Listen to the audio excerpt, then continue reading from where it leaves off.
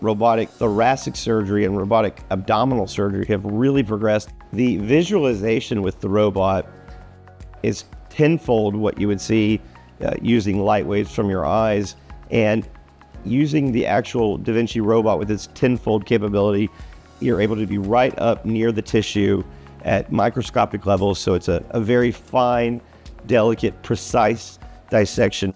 What we've started out here is robotic thoracic surgery for early stage lung cancer, and that's non-small cell lung cancers, or mediastinal tumors such as pericardial cysts, thymomas, thymic hyperplasia, those sorts of things.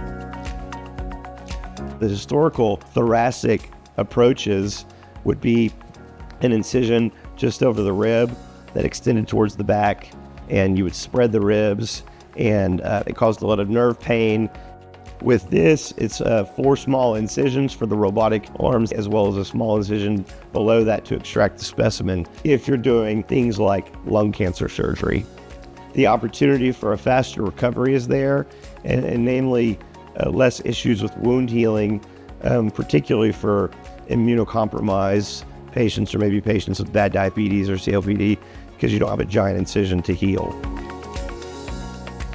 The surgeon still has to do the operative planning, review the preoperative imaging, go over the same risks and potential benefits with the patient as if it was going to be an open surgery, and decide where those 4 arms are going to be placed. And that is really paramount, because the appropriate setup at the beginning and approach leads to a successful operative dissection and resection. And then as the operating surgeon, your assistants stay at the bedside. All the instruments that you're going to be using for the operation are in these 4 arms. Then you step back and go sit down at the actual console or the brains of the robot, and your hands go into the instruments and your face goes into the screen, and you are controlling everything that the robot does.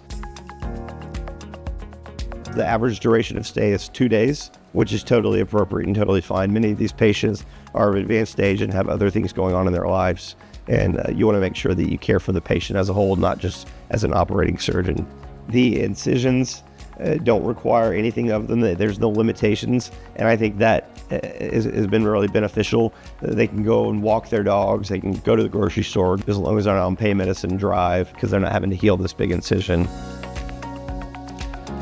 If there's a strong family history of lung cancer in your family, particularly family members that had earlier age lung cancer, if you've had a long, heavy smoking history, if you experience recurrent pneumonias, certainly get yourself plugged in. With the low-dose screening protocol, it's so imperative, much like how screening mammograms came to be for early-stage breast cancer. This low-dose screening protocol catches cancer earlier and allows them to have a surgical curative resection and not need chemotherapy or immunotherapy or radiation after surgery. So to be able to come to Shannon, to have this now offered to them, I often think of my grandparents. If it can help make their life easier, then it's a great thing.